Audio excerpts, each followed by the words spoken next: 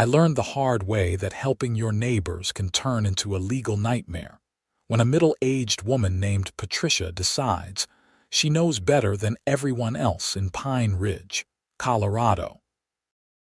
My name is Vincent Forrester, and for the past 15 years, I've been running a small snow removal business in the mountains just outside Boulder. Nothing fancy, just me, my trusty plow truck, and a handful of residential clients who appreciate cleared driveways when winter dumps 3 feet of powder overnight. I bought my property on Meadowbrook Lane back in 2011, a nice 2-acre spread with a detached garage perfect for storing equipment. The neighborhood was quiet then, mostly older folks who'd lived there since the 70s, and everyone looked out for each other. The HOA existed, sure, but it was barely functional. Old Mr. Henderson ran it from his kitchen table, collecting the minimal yearly dues and organizing the occasional potluck. Nobody cared about fence heights or mailbox colors. We were mountain people, practical folks who understood that surviving Colorado winters meant bending rules and helping neighbors. That all changed 3 years ago when Mr. Henderson passed away, and Patricia Whitmore moved into the massive house at the top of the hill. Patricia was 52, recently divorced with a settlement that could have bought half the neighborhood, and she had opinions about everything. Within 6 months, she'd gotten herself elected HOA president by promising to elevate property values and establish standards befitting a premier mountain community. Most people didn't even show up to vote. I was on a job in Wyoming that week and missed it entirely. Big mistake. The first year under Patricia's reign wasn't too bad. She implemented some cosmetic rules about holiday decorations and lawn maintenance. Annoying, but harmless.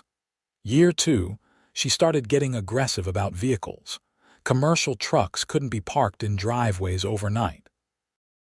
That hurt me since I kept my plow truck at home, but I managed by parking it slightly behind my garage where it wasn't visible from the street. Then came this winter, and everything fell apart. December hit Pine Ridge like a freight train.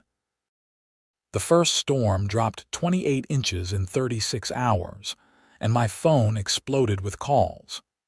I was out for 3 straight days, clearing driveways, helping elderly neighbors get to medical appointments, making sure people could reach the main road. My truck became a familiar sight on every street in the neighborhood, orange lights flashing, blades scraping asphalt at 5 in the morning. That's when Patricia started leaving notes on my windshield. The first one was almost polite. "Mr. Forrester, please be advised that commercial vehicles conducting business on HOA streets requires board approval. Please submit an application at your earliest convenience." I crumpled it up and kept working. Mrs. Chen, 3 houses down, needed to get to dialysis. I wasn't stopping for paperwork. The second note was less friendly. "Final warning. Unauthorized commercial activity on HOA property will result in fines and legal action." I found it tucked under my wiper after clearing the street so the mail truck could get through. The irony wasn't lost on me. I decided to attend the next HOA meeting, held in Patricia's oversized living room with its vaulted ceilings and gas fireplace big enough to roast a pig. About 12 people showed up, mostly the newer residents who'd moved in over the past few years. The old-timers had given up on HOA meetings after Patricia turned them into parliamentary procedure nightmares. "Agenda Item 7, Patricia announced, reading from an actual printed agenda like we were the United Nations. "Unauthorized commercial vehicle operation on HOA streets. Mr. Forrester, you've been observed conducting snow removal business using neighborhood roads without proper authorization." I stood up, still wearing my work boots and fleece because I'd come straight from a job. "Patricia, I live here. These are public streets maintained by the county." I'm not conducting business on HOA property. I'm driving on public roads to reach my clients. The streets within our community are maintained by our dues, she countered, adjusting her reading glasses. Every time your heavy truck drives over them, you're causing wear and damage that we all pay to repair. The county plows these streets, I said, keeping my voice level. They're public right-of-ways. You can't ban me from driving on public streets. Patricia smiled, and it wasn't a pleasant expression. Actually, Mr. Forrester, if you read Section 12, Paragraph 4 of our updated CC and Articles, which were voted on and approved last spring, the HOA has the authority to regulate commercial vehicle traffic that creates excessive noise, pollution, or infrastructure damage. Your truck qualifies on all 3 counts. I wasn't at that meeting, I protested. I didn't vote on any updates. Absentee votes are counted as abstentions, which default to the majority decision. It's all very clearly outlined in the bylaws. She shuffled her papers. Now, I'm prepared to offer you a commercial activity permit for a fee of $500 per month, plus a $2,000 deposit against potential road damage. The room went silent. Even her supporters looked uncomfortable with those numbers. That's extortion, I said flatly.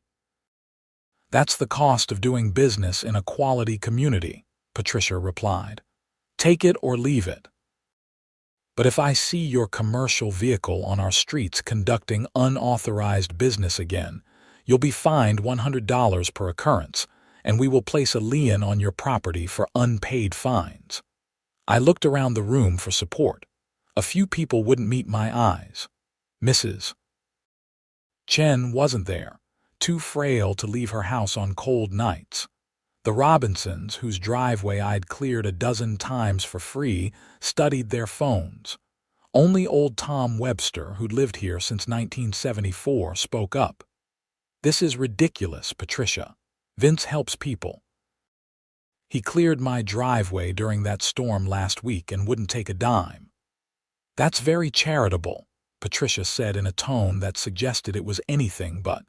But this organization has rules, and rules apply to everyone equally. No exceptions. I left without another word. There was no point arguing with someone who'd already made up her mind. I went home, cracked open a beer, and stared at the mountain of paperwork on my kitchen table. Legal bills, insurance, equipment maintenance, fuel costs. My margins were already thin. $6,000 a year to Patricia's little fiefdom would sink me. The next morning I got up at 4:30 like always. Fresh snow had fallen overnight, another 8 inches, and my schedule was packed. I fired up the truck, let it warm up, and headed toward Mrs. Chen's house. Her driveway was on Meadowbrook, right in the heart of the HOA territory. I was halfway there when I saw Patricia's Mercedes parked sideways across the street, hazard lights blinking. She was standing in the road wearing a puffy white jacket and holding her phone up like she was filming. I stopped the truck and rolled down my window. You're blocking the road, Patricia. And you're operating a commercial vehicle in violation of HOA regulations, she called back. I'm documenting this for our records. You're being fined $100. If you proceed to conduct business, that's another $100 fine. Mrs. Chen needs her driveway cleared. She has a medical appointment. Mrs. Chen can hire a different service, one that follows the rules. Patricia was practically glowing with self-righteousness. Or she can fill out a hardship exemption form, which the board will review at our next quarterly meeting in March. It's January, I said. Yes, it is. She didn't blink. I sat there idling for a full minute, hands gripping the steering wheel. Every instinct told me to just push past her, do my job, help my neighbor. But I'd seen HOA horror stories. People who lost their homes over unpaid fines and legal fees. Patricia had money for lawyers. I had a truck payment and a mortgage. I put the truck in reverse and went home. The phone calls started around 8. Mrs. Chen, worried and apologetic. The Robinsons, suddenly needing help now that the storm had worsened. 3 other clients on Meadowbrook and Pine Ridge Court. I had to tell each one the same thing. I couldn't work in the HOA area anymore. They could meet me at the end of the main road, outside HOA boundaries, and I'd clear their driveways from there, but I couldn't drive my commercial truck through the neighborhood. Most people were understanding, if frustrated. A few got angry, as if it was my fault. Mrs. Chen cried, which broke my heart. I offered to shovel her driveway by hand, but she said no, she didn't want me getting in trouble. By the end of the week, I'd lost 6 regular clients. Word spread fast in a small community. Vince can't work in Pine Ridge anymore. Some people thought I'd lost my license. Others heard I'd been arrested. Patricia's version, shared at her book club and yoga class, was that I'd been operating illegally, and the HOA had heroically shut me down to protect the community. I focused on clients outside the HOA and tried not to think about my neighbors struggling with snow-blocked driveways and icy walkways. It wasn't my problem anymore. Patricia had made that clear. Then came the second week of January, and the storm everyone had been dreading. The National Weather Service issued warnings 3 days in advance. A massive system moving down from Canada, expected to dump anywhere from 3 to 5 feet of snow across the Colorado Rockies over a 48-hour period. Temperatures would drop below 0. Winds would create drifts 10 feet high. Local officials were advising people to stock up on supplies and stay home. I spent 2 days prepping equipment, checking the blade, changing oil, making sure I had spare belts and filters. My clients outside the HOA were paying premium rates for guaranteed service. I'd be working around the clock, but the money would be good. The storm hit on a Tuesday night. By Wednesday morning, Pine Ridge was buried. My own driveway had 3 feet of snow, and it took me an hour to clear enough space to get the truck out. The main roads were a mess. County plows were running, but they couldn't keep up. Side streets were impassable, including Meadowbrook Lane and all the residential streets in the HOA.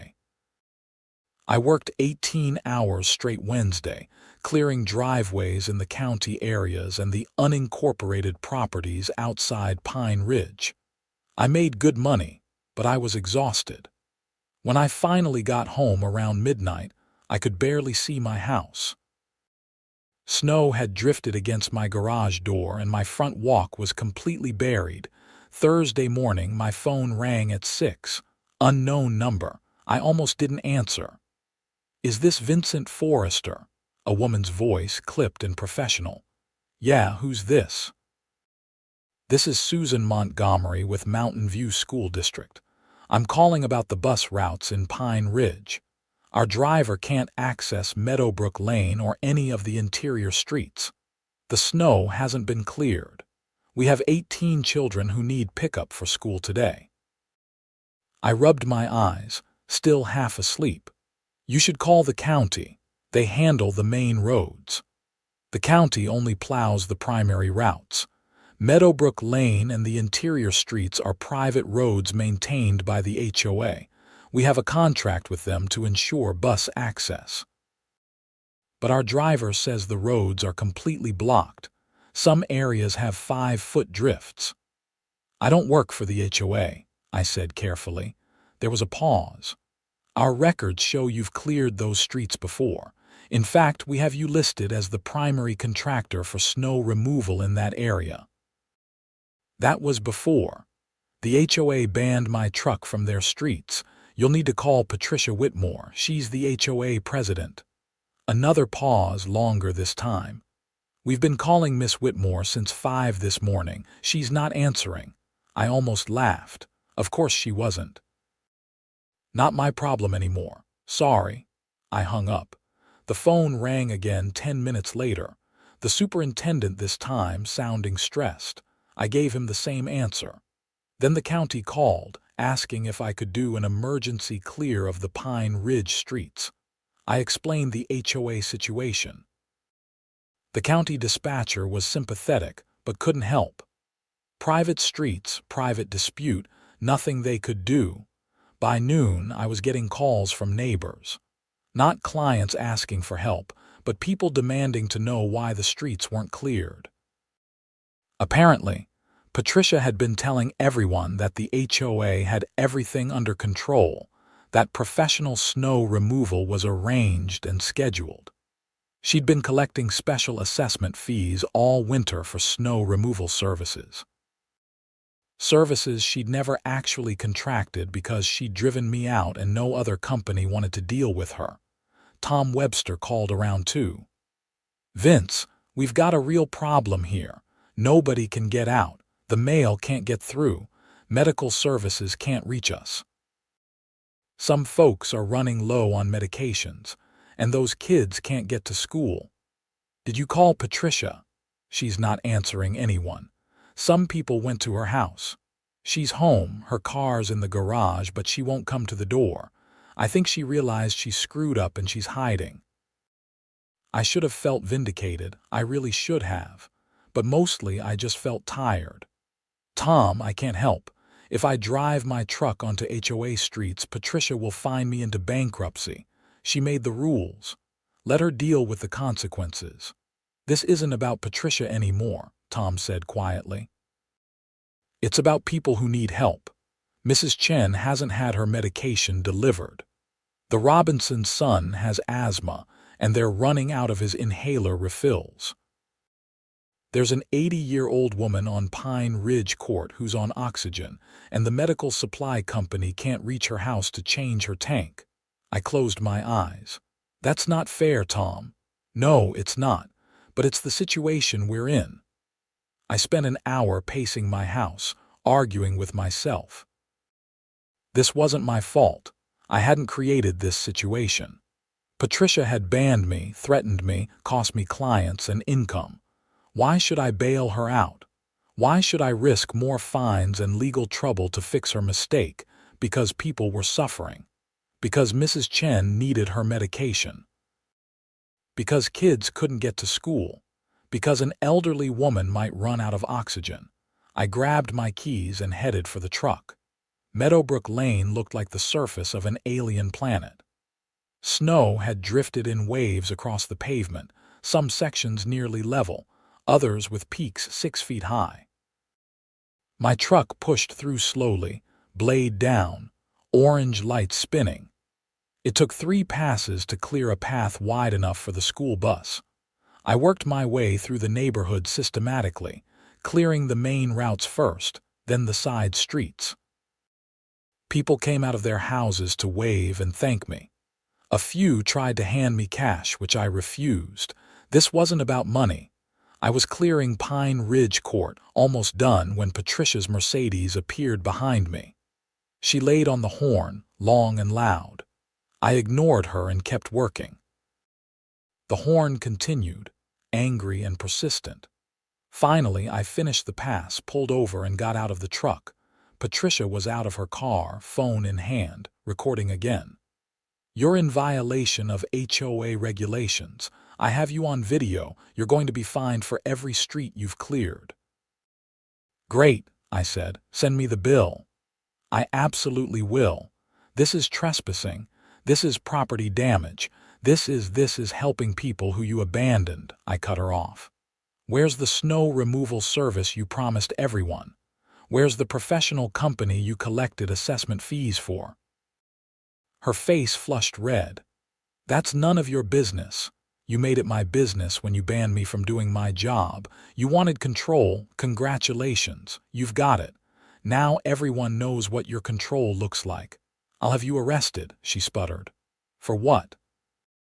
"Plowing snow off public streets. Call the cops. I'll wait." She actually did it. She dialed 911 right there, standing in the middle of the street, and reported that I was trespassing with a commercial vehicle. The dispatcher must have told her it wasn't an emergency because her face got even redder. She hung up and called the non-emergency line instead. A sheriff's deputy showed up 40 minutes later. I'd finished clearing the streets by then and was parked in my own driveway, making notes on my phone about fuel costs and hours worked. The deputy, a young guy named Morrison, looked tired and amused in equal measure. "You Vincent Forrester." "That's me." "Got a complaint from a Patricia Whitmore. Says you're operating a commercial vehicle in violation of HOA rules." "That's accurate," he sighed. "You understand I can't enforce HOA regulations, right? That's civil stuff. You'd have to sue each other or whatever it is HOA people do." "I understand." "She also said you're trespassing, but these are county-maintained roads, so that's not really a thing either." He glanced at his notepad.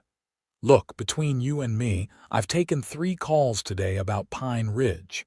Medical access issues, school bus problems, elderly residents in distress." "You the guy who cleared the streets?" "Yeah." "Then unofficially, thanks. Officially, try not to make my job harder by antagonizing angry HOA ladies, okay?" He grinned and walked back to his patrol car. Patricia was waiting by her mailbox, clearly expecting the deputy to arrest me or at least ticket me. When he drove past her with a casual wave, I thought she might actually explode. The school bus made it through that afternoon. The medical supply company delivered Mrs. Chen's medication and changed the oxygen tank on Pine Ridge Court. The mail got delivered. Life returned to something resembling normal, and then the fines started arriving. Patricia sent them via certified mail, which I had to sign for at the post office. $300 for January 15th, 100 per street cleared. Another $300 for the second clearing I'd done the following day when more snow fell. Then a late fee because I hadn't paid within 72 hours. Then a lien notice, informing me that unpaid fines would be attached to my property. I contacted a lawyer, spent $200 I didn't have for a consultation, and learned that HOA law in Colorado is complicated. The HOA did have the right to regulate commercial vehicle use in some circumstances. Whether their specific restrictions were legal would require a court case, which would cost thousands of dollars and take months or years to resolve. In the meantime, the fines would keep accumulating and the lien was valid. I was trapped. February brought more snow and more problems.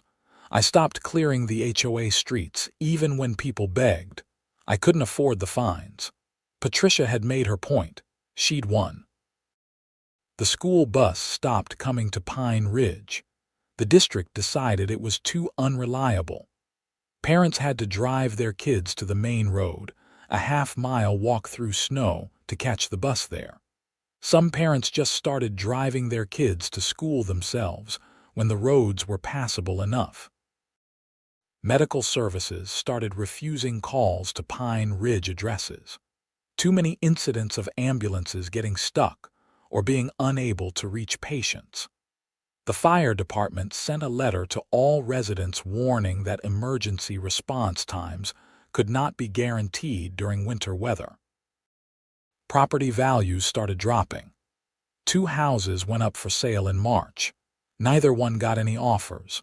The breaking point came in April after a late-season storm dumped 18 inches right before Easter weekend. The neighborhood was a mess again, and Patricia was nowhere to be seen. Turned out she'd gone to Cabo for a week, posting pictures on Facebook of herself drinking margaritas on the beach while her neighbors shoveled their driveways by hand. That's when people started asking questions. Specifically, where did the snow removal assessment fees go? Patricia had collected $60 per household per month all winter, claiming it was for professional snow removal services. With 43 houses in the HOA, that was over $10,000. Tom Webster requested a financial review at the April HOA meeting. Patricia refused, saying the board had already approved all expenditures and there was no need for additional oversight. Tom pushed harder and other residents backed him up. Patricia got defensive, then angry, then she adjourned the meeting early and left. Tom called me that night. "Vince, I think she stole the money. You can't prove that." "Maybe not, but I can make her show the books. HOA law requires financial transparency. She has to provide documentation if members request it formally. I'm organizing a petition." 3 days later, Tom had signatures from 35 households demanding a full financial audit of HOA accounts. Patricia had no choice but to comply. She scheduled a special meeting for April 28th and promised to bring all financial records. She didn't show up. I attended the meeting because Tom asked me to. The crowd was larger than I'd ever seen. At least 40 people crammed into Tom's living room since Patricia wouldn't let them use her house. Everyone was angry. People had lost money, time, and peace of mind over Patricia's dictatorship. Tom called Patricia's house. No answer. He drove over there. Her car was gone. The house was dark. We filed a police report the next day. Turns out Patricia Whitmore had drained the HOA bank accounts, approximately $47,000, and disappeared. The snow removal fees were just the tip of the iceberg. She'd been inflating expenses and pocketing the difference for 2 years. Fake invoices for landscaping services, phantom legal fees, made-up maintenance contracts. She'd turned the HOA into her personal piggy bank. The sheriff's department opened an investigation. They tracked Patricia to Phoenix, where she'd rented a condo under her maiden name. She was arrested 3 weeks later on charges of theft, embezzlement, and fraud. Because the amount exceeded $20,000, it was a Class 3 felony in Colorado, carrying a potential sentence of 4 to 12 years in prison. I testified at her preliminary hearing in June. The prosecutor asked me to explain how Patricia's actions had affected the community and my business. I laid it all out. The lost clients, the fines, the lien on my property, the emergency situations that had gone unaddressed because she'd banned the one person actually willing to clear the streets. Patricia's lawyer tried to argue that HOA regulations were a civil matter and had no bearing on the criminal charges. The judge wasn't buying it. He noted that Patricia had collected money specifically for snow removal services, failed to provide those services, kept the money, and actively prevented alternatives from being available. That showed intent to defraud, which supported the theft charges. The trial happened in September. I didn't attend most of it, but Tom kept me updated. The prosecution's case was solid. Bank records, fake invoices, testimony from residents who'd paid fees for services never rendered. Patricia's defense was that she'd been planning to hire contractors, but hadn't gotten around to it yet, and the money was still HOA funds, just temporarily in her personal account for safekeeping. The jury deliberated for 4 hours. Guilty on all counts. Sentencing came in October. The judge gave Patricia 6 years in state prison, plus restitution of $47,000 to the HOA, and a permanent ban from serving on any HOA board in Colorado. He noted that she'd held a position of trust and had exploited it for personal gain, causing significant harm to her community. The HOA dissolved after that. Nobody wanted to deal with it anymore. The streets reverted to county maintenance, which meant they weren't plowed as frequently, but at least it was consistent and nobody was stealing money. Property owners were individually responsible for their own driveways and walkways. It was actually better that way, more honest. I got my business back. Most of my old clients returned. apologetic and grateful. Mrs. Chen cried again, happy tears this time when I cleared her driveway that first November snowfall. The Robinsons paid me double my usual rate as an apology for not standing up to Patricia. I told them it was unnecessary, but they insisted. Tom Webster organized a neighborhood barbecue in July after everything settled down. No HOA, no rules, just neighbors appreciating each other. Someone made a joke about electing me HOA president of the dissolved HOA, and everyone laughed. I declined, obviously. The lien on my property was removed as part of the restitution settlement. The county prosecutor's office helped expedite that since it was tied to the criminal case. I never saw a dime of the money Patricia stole, but I didn't expect to. The HOA funds went back to the HOA, which used them to pay off debts and cover legal expenses before dissolving. Whatever was left got divided among the members as a final distribution. I got about $300. I spent it on a new snow blower for Mrs. Chen. I still run my snow removal business, still drive the same truck with the orange lights, still get up at 4:30 when storms roll through. The difference now is that nobody questions whether I'm allowed to help people. Nobody threatens fines or liens. Nobody tries to control what I do on public streets. I learned a lot from the whole experience. I learned that HOAs can be weapons in the wrong hands, that good intentions matter less than actual results, and that sometimes the only way to fight petty tyranny is to let it collapse under its own weight. I also learned that communities are stronger when people help each other directly instead of hiding behind rules and regulations. Pine Ridge is a better place now without the HOA. Property values actually recovered once word spread that the organization was dissolved. People liked knowing they wouldn't have to deal with arbitrary restrictions or risk their homes over the color of their mailbox. The neighborhood became what it should have been all along, a collection of individuals who chose to live near each other and help out when needed, without some self-appointed authority figure extracting fees and demanding compliance. I ran into Patricia once more, actually, about 2 years later. She'd been paroled after serving 4 years, got out early for good behavior. I was getting coffee at a shop in Boulder, and there she was, looking older and harder, hair gone gray, wearing a retail store uniform. She saw me and froze. I could have said something cutting. Could have reminded her of everything she'd put me and everyone else through. But she already looked defeated. Prison had broken whatever self-righteous confidence she'd once carried like armor. "Vince," she said quietly, "I owe you an apology. I owe everyone an apology. I was wrong." "About everything," I nodded. "Yeah, you were. I thought I was making things better, making the neighborhood better, but I was just trying to control everything because my life felt out of control after my divorce." She laughed bitterly. "Turned out I'm not great at control either." "No, you weren't."